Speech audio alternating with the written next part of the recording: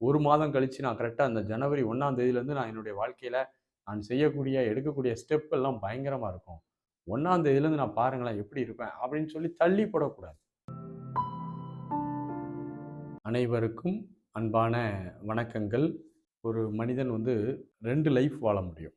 ஒண்ணு இந்த உலகியலோடு கனெக்ட் ஆகி இந்த உலகத்தோட ஒரு ஓட்டப்பந்தயத்துல ஓடிக்கிட்டே இருக்க முடியும். இன்னொன்று அமைதியை அவர் விரும்பி ஆன்மீக வாழ்க்கைக்கு வர முடியும். ஒரு ஆன்மீகவாதி அல்லது ஆன்மீகம் இல்லாதவர் அப்படின்னு சொல்லி பிரிக்கலாம்.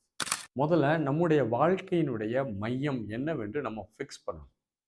என்னுடைய வாழ்க்கையினுடைய மையம் அமைதியை மையப்படுத்தி வாழ்வது என்றால், அப்ப அந்த அமைதியை மையப்படுத்தி என்னுடைய வாழ்க்கை முறைகளை எல்லாம் நான் உருவாக்கிக் கொள்ளணும். என்னுடைய வாழ்க்கை முறைகள் எல்லாம் உருவாக்கி, அதை மையமாக வைத்து நான் என்ன செய்யணும்? ஒவ்வொரு நிலையாக முன்னேறணும். அப்ப வாழ்க்கையினுடைய மையம் என்ன என்பதை முதல்ல முடிவு செய்ய வேண்டும். அந்த மையத்தை முடிவு செய்து, அந்த மையத்தை அடைவதற்கான வாய்ப்புகளும், வசதிகளும், தகுதியும் இருக்கிறதா என்று சுய ஆய்வு மேற்கொண்டு, அந்த மையத்தை மையப்படுத்தி உங்களுடைய எண்ணம், சொல், செயல்பாடுகள் அனைத்தும் அமைந்தால், ஆன்மீக வாழ்க்கையில ஒரு வெற்றி பெறுவது என்பது மிக எளிதாக அமைந்துவிடும். முதல்ல உங்களுடைய இலக்கை முடிவு செய்ய வேண்டும். இந்த இலக்கு இல்லாத ஒரு பயணம் என்பது ஆன்மீகத்தில இறுதியில எந்த இலக்கும் இல்ல. செய்வதற்கும் ஒன்றும் இல்ல. அடைவதற்கும் ஒன்றுமில்லை என்பதை ஒருவர் புரிந்து கொள்வதுதான் உண்மையான ஆன்மீகம். ஆனா முதல்ல பிகினிங்ல ஒரு எளிய இலக்கை நாம் பின்பற்ற வேண்டும். அப்பதான் அதற்கான ஆன்மீகத்துக்குள்ள எடுத்து செய்ய முடியும். நான் முக்தி பெற வேண்டும் என்று முடிவு பண்ணா, முக்தி பெறுவதற்கு என்னெல்லாம் செய்யணும்? எதெல்லாம் செய்யக்கூடாது என்பதை பட்டியலிட்டு, செய்யக்கூடாத விஷயங்களை குறைத்துக் கொண்டு வரணும். செய்ய வேண்டிய விஷயங்களை நேர்த்தியாக செய்யணும். இந்த ஒரு அணுகுமுறை இருக்கணும். சரி ஒரு ஃபிக்ஸ் பண்ணியாச்சு.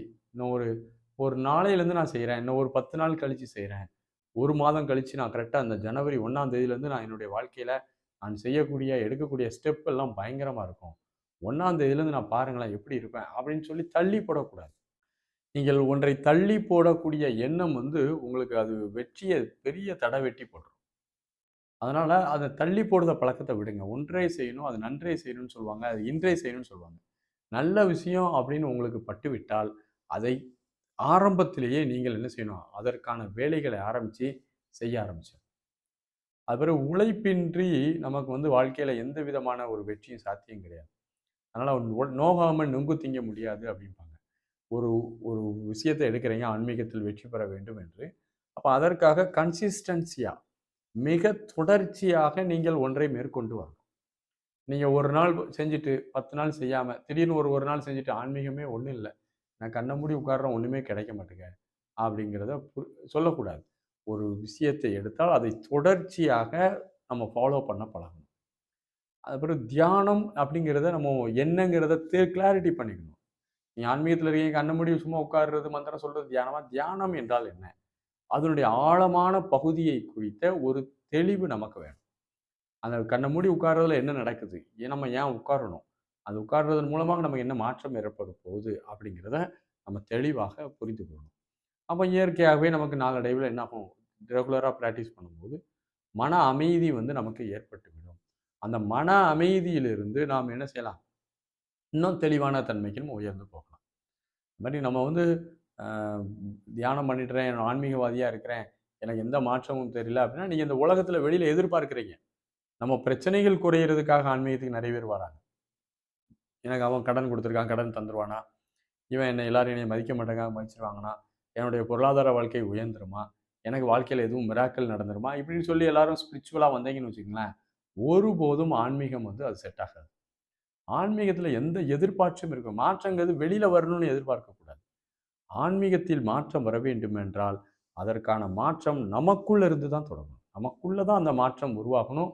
அந்த மாற்றத்த நம்ம வளர்த்துக்கொண்டு, அதை புரிந்து கொண்டு, அந்த அகத்தில் ஏற்படக்கூடிய மாற்றமானது, புறத்தில் ஒரு நல்ல மாற்றத்தை ஏற்படுத்தும். ஆகவே, இது ஒரு எளிமையான வழிதான். 1 நாம் வாழ்க்கையினுடைய மையம் எதுவென்று முடிவு செய்தல்.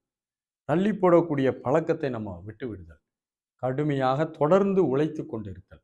தியானம் போன்ற பயிற்சிகளை நாம் தொடர்ந்து செய்தல். மாற்றம் வெளியில எதிர்பார்க்காமல், அகத்தில் எதிர்பார்த்தல். இந்த 5 அம்சங்களும் உங்களுக்குள்ள இருக்குதுன்னா, நீங்கள் கண்டிப்பாக ஆன்மீகத்தில் இந்த பிறவியில் உயர்ந்த நிலையை அடைய முடியும். வாழ்த்துக்கள். நன்றி. வணக்கம்.